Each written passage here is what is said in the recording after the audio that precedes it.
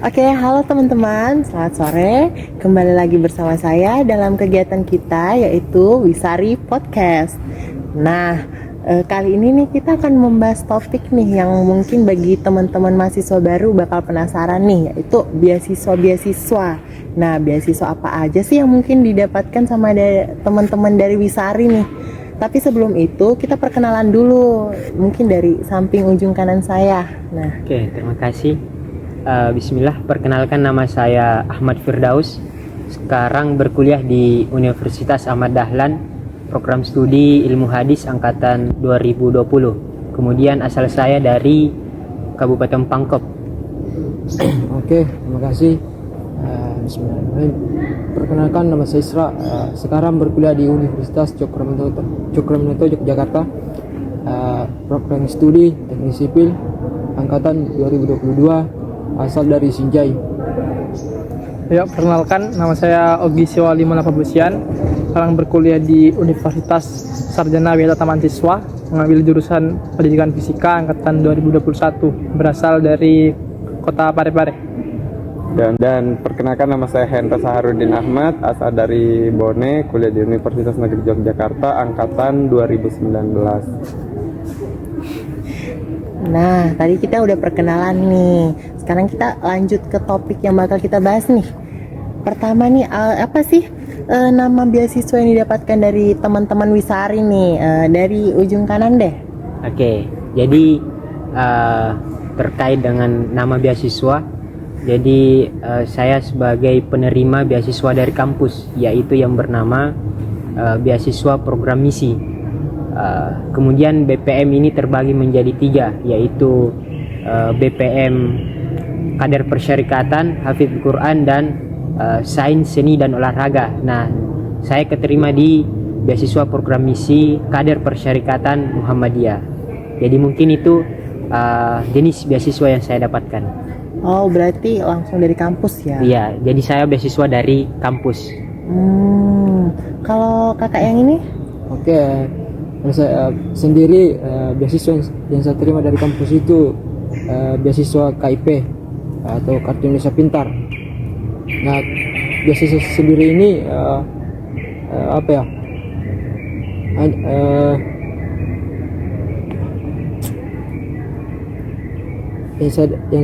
Beasiswa ini saya dapatkan melalui dengan persyaratan, yaitu harus lulus dari 2 tahun dari SMA. Setelahnya itu menganggur 1 tahun agar bisa mendapatkan beasiswa itu. Itu mungkin yang saya sampaikan. Berarti harus ini dulu ya. Kalau kakaknya mungkin Ya, kalau saya memang beasiswa dari kampusnya, bukan dari pemerintah. Jadi ada 3 beasiswa di situ: kerakyatan, kebangsaan, dan kemandirian. Kebetulan saya dapat yang kerakyatan. Untuk apa itu kerakyatan mungkin nanti saja ya. Oh iya, kalau kakaknya deh. Kalau saya sendiri itu namanya beasiswa ADIK atau Afirmasi Pendidikan Tinggi. Itu beasiswa yang diberikan untuk anak-anak yang daerah 3T. 3T ini terluar, terdepan, dan tertinggal. Sama untuk anak-anak dari Papua, Papua Barat, dan yang terakhir dari TKI. Nah, saya itu masuk keterima adik yang TKI-nya. Itu dari pemerintah? Iya, Kemendikbud. Pertanyaan ini selanjutnya nih, syarat-syarat kita diterima beasiswanya nih apa aja nih kalau Kak Ahmad?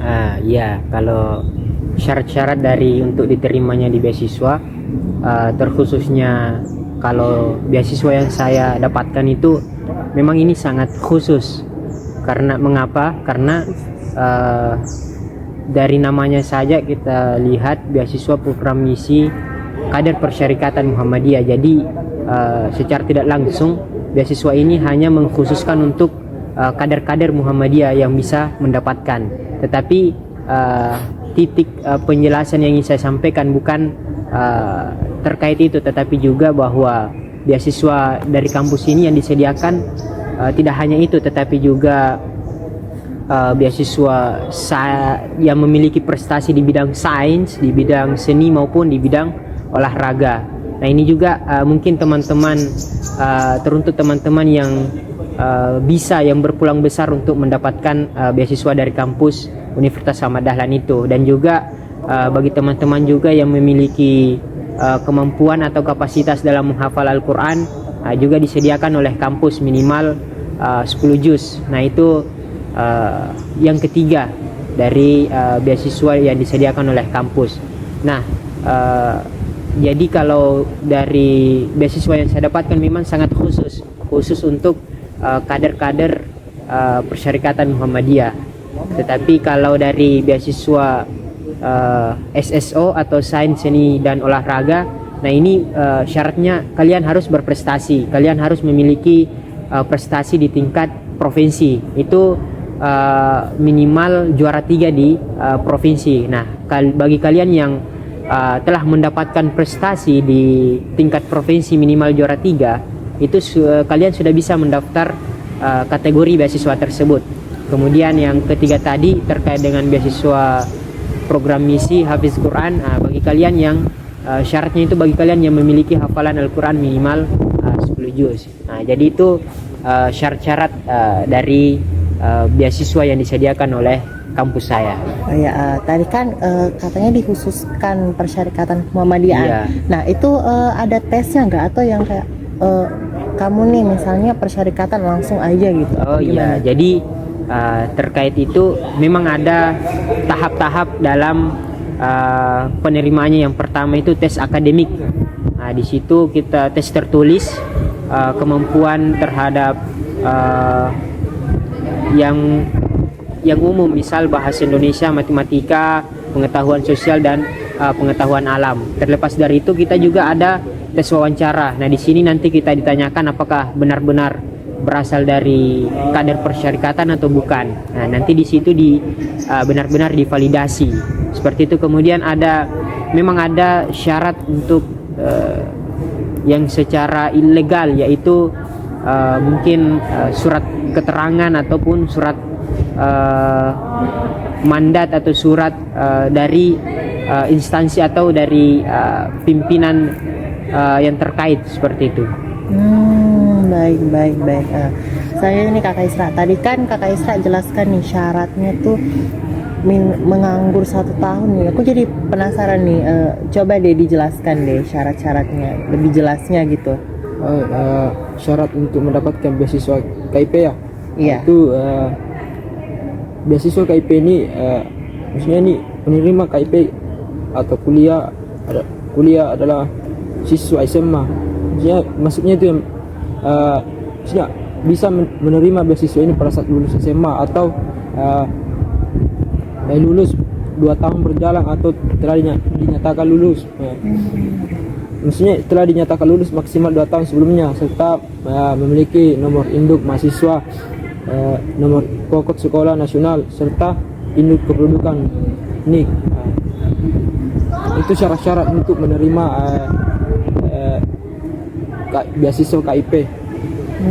Ini dikhususkan ada golongan tertentu tidak misalnya, atau dari yang keluarga mampu juga bisa dapat atau gimana? Kalau dikhususkan sih tidak ada.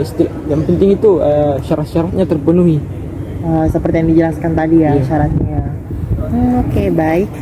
Selanjutnya nih kakaknya nih, Ya. syarat diterimanya kita gitu. Kalau syaratnya itu yang pertama tadi nilai rapot, ada situ minimalnya, saya lupa berapa tapi ada minimalnya untuk kita bisa masuk daftar beasiswa tersebut. Terus kita harus punya salah satu dari ketiga ini, antara saya lupa namanya, ada kartu KIP, ada KKS atau apa, pokoknya ada kartu yang menandakan bahwa kita orang tidak mampu. Itu ada yang iya. kartu yang menunjukkan itu, sama kita harus melalui beberapa tes tertulis, tes wawancara, dan juga terakhir itu visitasi tempat tinggal. Seperti itu kurang lebih. Tadi kan kakaknya jelaskan nih kerakyatan, apa itu maksudnya? Oh iya. Jadi di kampus saya itu biasanya tuh ada 3, itu tidak bisa dibagi-bagi satu paket, tapi kita tidak bisa memilih. Jadi saya tidak bisa memilih saya mau daftar yang kerakyatan, saya mau daftar yang kemandirian, nggak bisa. Jadi saya daftar ketiga beasiswa ini nanti keterima yang mana.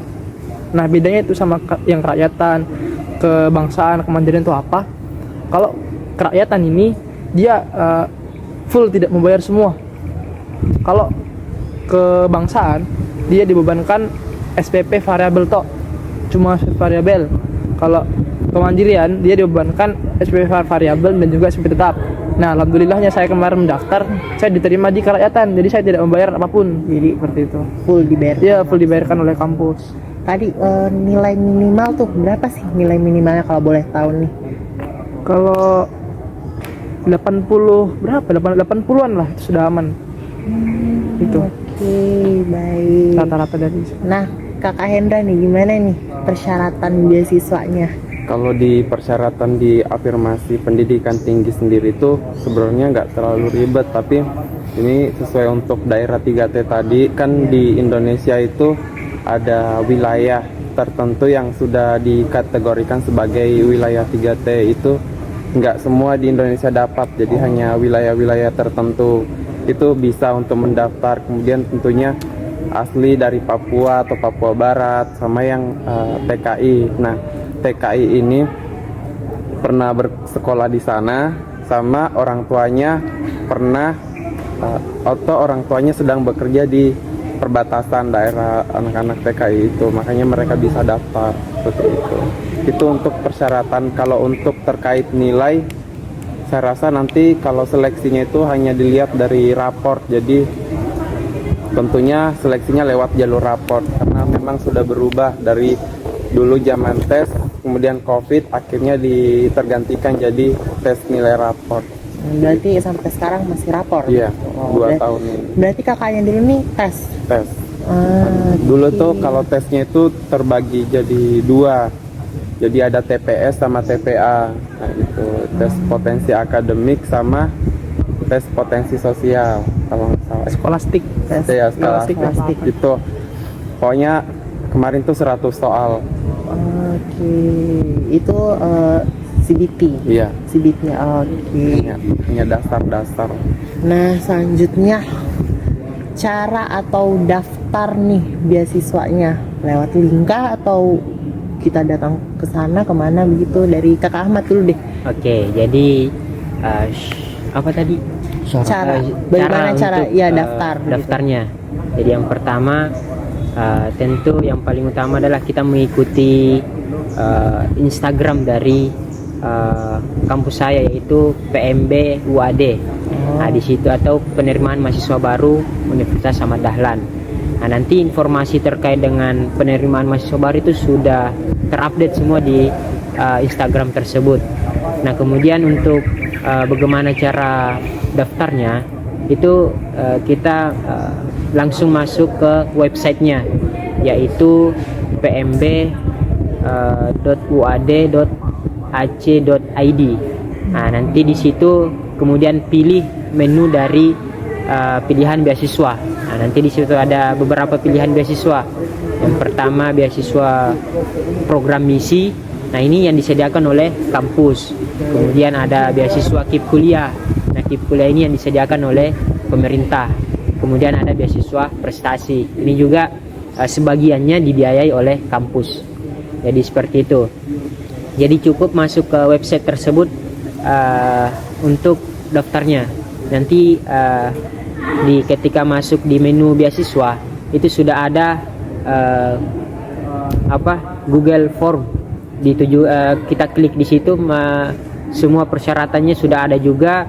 Kemudian tutorial daftarnya juga sudah ada. Intinya kalau kita sudah masuk ke websitenya, nah itu sudah aman untuk kita sudah bisa untuk daftarnya.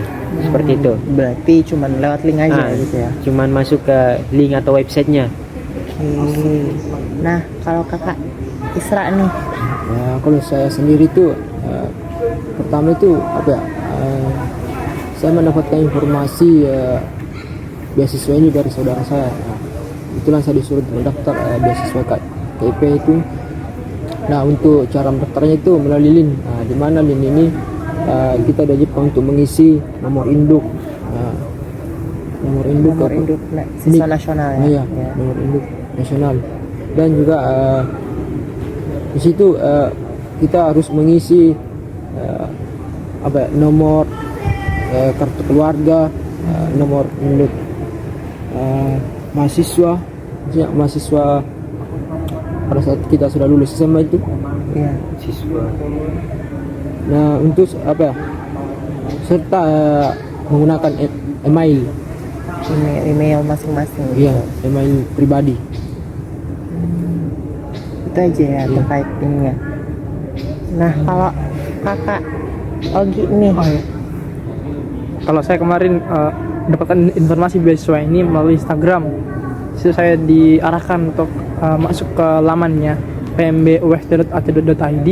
Nah, di situ nanti kita memilih juga seperti yang pertama tadi, mau KIP atau mau yang tadi tiga beasiswa ini. Iya. Nah, nanti kita disuruh juga untuk mengisi apa yang jadi persyaratan, suruh ngupload, dan nanti itu nanti dikabari. Jadi pakai masih online, tidak harus ke kampus. Dan saya rasa sekarang pun juga masih begitu, nantinya online kedepannya juga online gitu. jadi tinggal menunggu kabar selanjutnya begitu Iya. setelah kita mendaftar. Ya, Oke, kalau kakak Hendra nih, Tadi terkait apa? ini apa cara atau Cara daftarnya gitu? daftar ya. Kalau di ini sebenarnya cara daftarnya tuh di punya saya tuh mudah, tapi dengan catatan tadi harus masuk ke daerah 3T, 3T. Papua dan Papua Barat dan TKI. Daftarnya pun sama di adik.kemendikbud.go.id. Di situ daftarnya. Nanti langsung diarahkan, dan di situ sudah terbagi-bagi, ada yang difabel dan lain-lain sebagainya, itu juga ada. Walaupun kan nanti beasiswanya itu masih dibagi-bagi di dalam, meskipun sudah ada 3 kategori. Oke, sangat menarik ya. Nah, kalau boleh tahu nih, berapa sih jumlah beasiswa yang didapatkan gitu? Apa dikelola sendiri atau udah dikelola dari pihak sananya gitu? Mungkin dari kakak Ahmad dulu deh. Iya. Jumlah beasiswa yang didapatkan ya. Iya. Jadi beasiswa yang saya dapatkan itu tidak dalam bentuk uang yang diberikan langsung oleh kampus, tetapi hanya dibebaskan biaya SPP, biaya gedung, dan lain-lain terkait dengan akademik di kampus sampai dengan wisuda sampai selesai, itu dibiayai oleh kampus. Jadi yang kita yang perlu dipersiapkan itu cuman biaya hidup.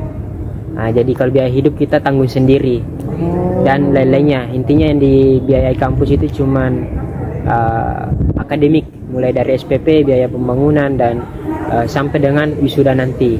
Nah, jadi itu yang saya dapatkan dari beasiswa saya. Jadi beasiswa yang didapatkan itu kecuali biaya hidup gitu ya? Iya.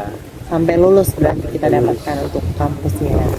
Dan itu batasnya cuman 8 semester. Oh, berarti Lewat ada dari itu tanggung sendiri. tanggung sendiri. Oh, berarti Iya. ada batas tertentu juga. Harus 8 semester. Jadi oke. mau tidak mau harus selesai di 8 semester.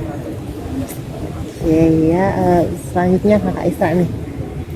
Apa tadi tanya? Ini. Ada lagi ya. Pertanyaannya apa? Ini berapa jumlah beasiswa gitu yang didapatkan, kalau boleh tahu nominalnya gitu?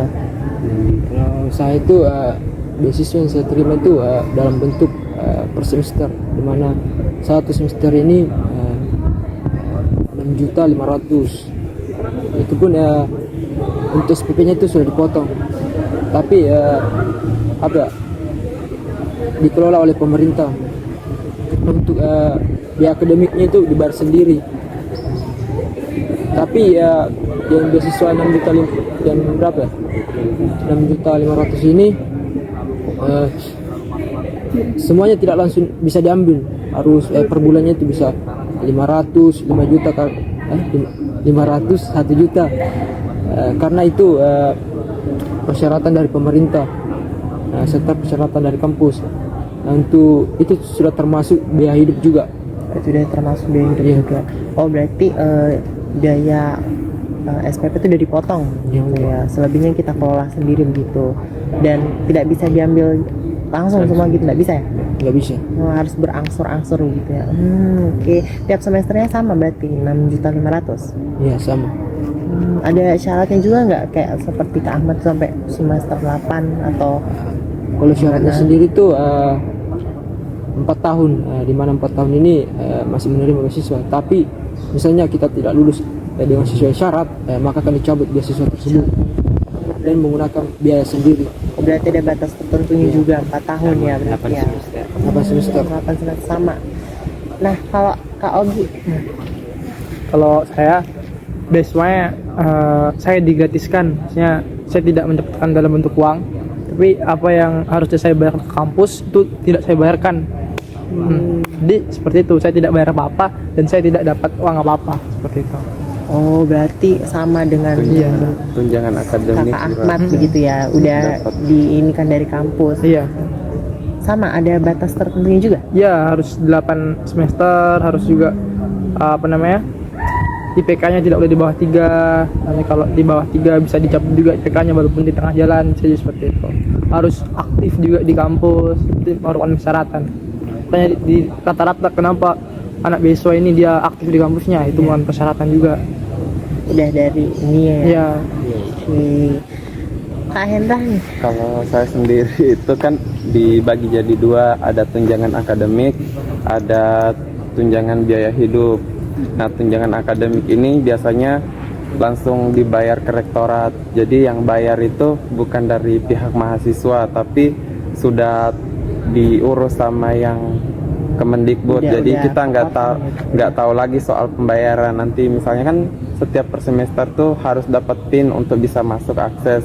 Nah itu biasanya kita untuk tanda udah bayar KRS-nya ini dihubungi dari rektorat, kalau PIN-nya sudah keluar sudah bisa diakses.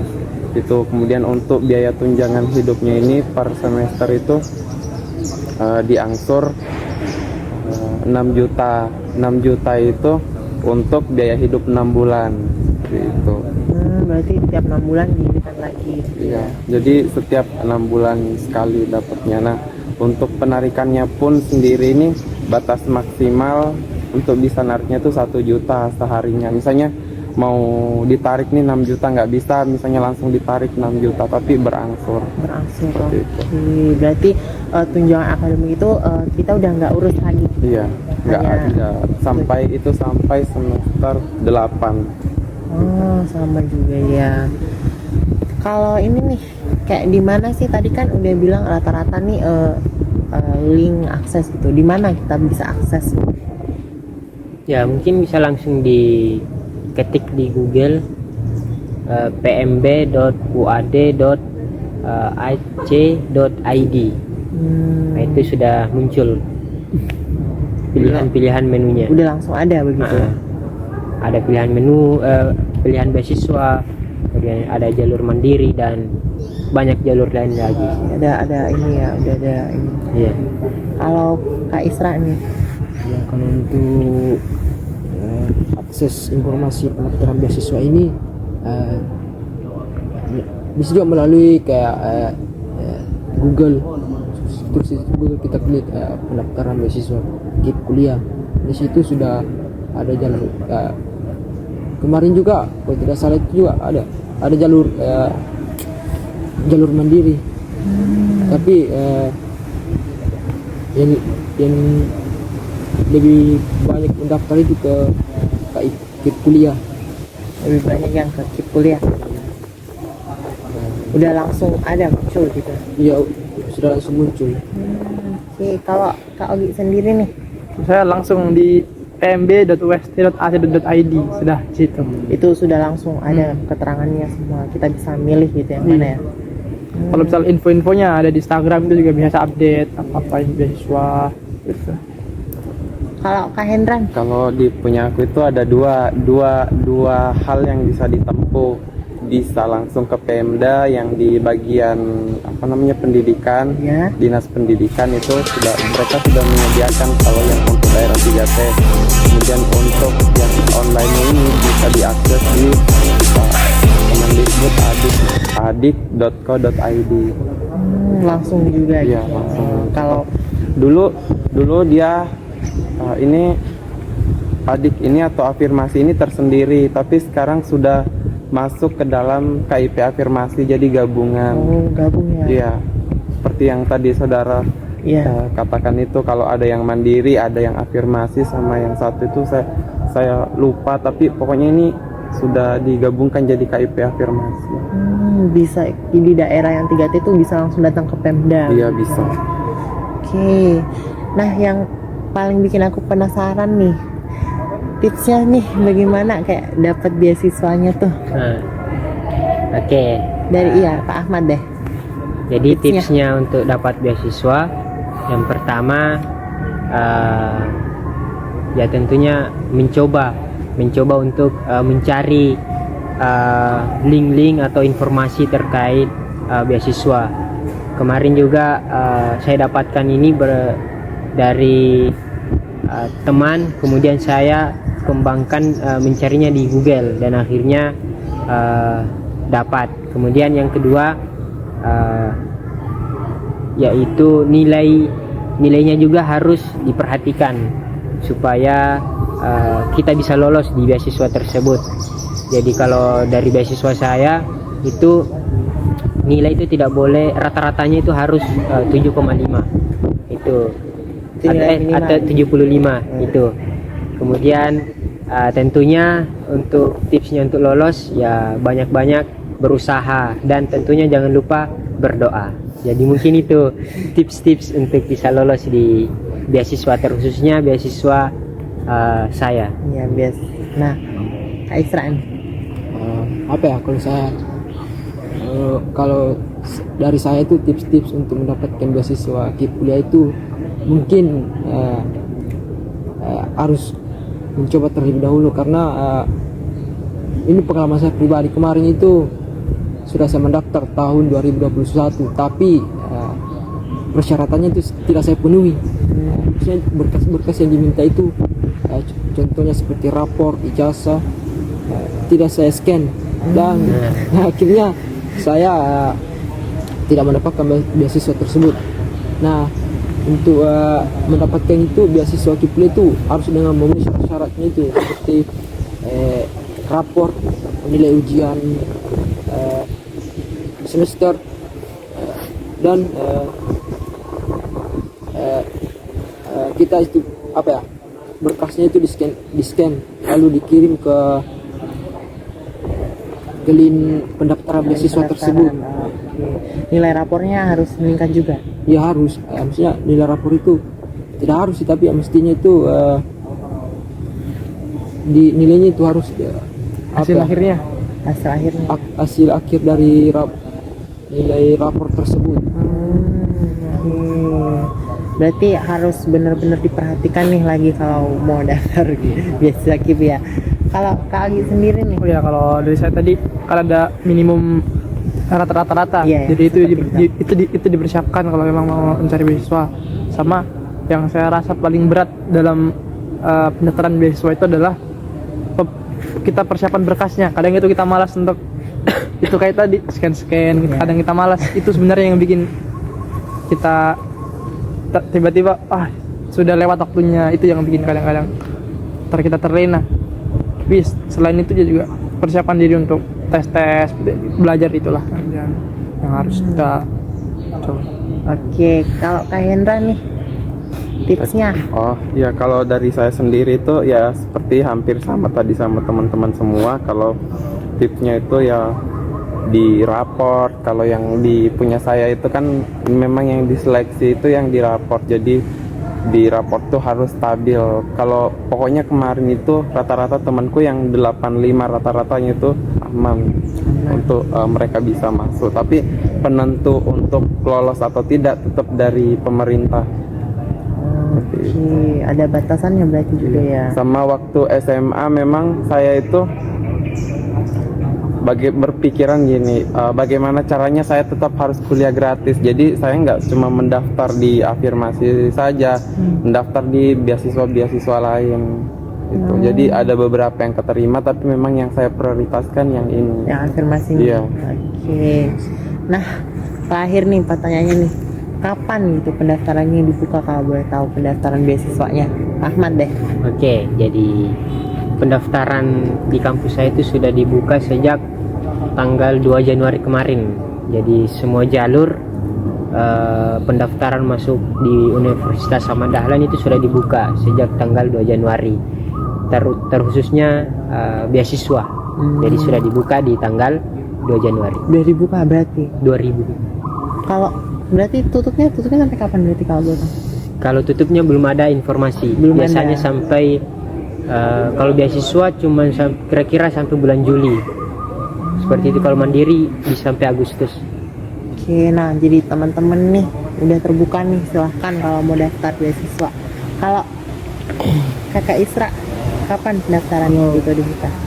Sekarang itu sudah dibuka pendaftarannya, dibuka bulan kalau nggak salah itu bulan berapa itu, bulan 1 kemarin itu, 11. Bulan bulan 1. Januari. Ya, bulan ini berarti ya. Untuk itu kayak tapi untuk kayak apa ya, untuk pendaftarannya itu belum saya lihat, tapi saya juga mendapatkan informasi kemarin karena kebetulan saya juga mencari jaringan bahwa kira-kira ini beasiswa KIP kuliah ini kapan buka lagi, dan terus kemarin saya ketemu dua senior dari Fakultas Teknik, dia mengatakan bahwa kalau pendaftaran beasiswanya itu sudah dibuka, tapi belum ada info lanjut dari kampus. Udah dibuka tapi belum ada info lanjutnya begitu ya. Oke, kalau Kak Ogi? Ya, kalau dari kampus saya sampai saat video ini tayang itu pendaftaran sudah dibuka. Tapi untuk beasiswanya itu biasa dimulai dari beasiswa KIP kuliah dulu. Bukan yang saya terima. Itu biasa sekarang sepertinya belum. Itu nanti ketika sudah selesai semester genap sepertinya itu nanti baru dibuka. Itu yang KIP kuliah. Nah, setelah itu selesai biasanya baru yang saya sebutkan tadi, kerakyatan, kebangsaan, kemandirian baru dibuka. Jadi memang akhir-akhir ini yang beasiswa yang saya dapatkan. Mungkin seperti itu. Berarti beasiswa yang Kakak dapatkan ini belum terbuka jalurnya. Iya, belum bisa. Oke. Kalau Kak Hendra nih? Kalau punya saya itu antara bulan Maret April, biasa di jeda di tengah-tengahnya itu, kalau nggak tanggal 28 Maret, tanggal 15 April. Pokoknya jeda-jeda di Pertengahan tengah, ya, Maret dan April gitu ya. seperti itu.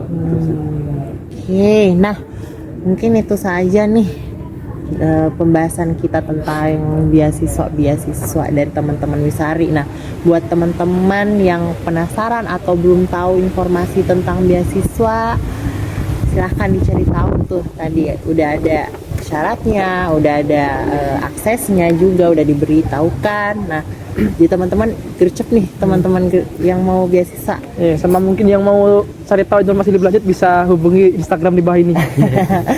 Nah, mungkin itu saja. Kita akan kembali lagi di episode selanjutnya. Sekian, dadah.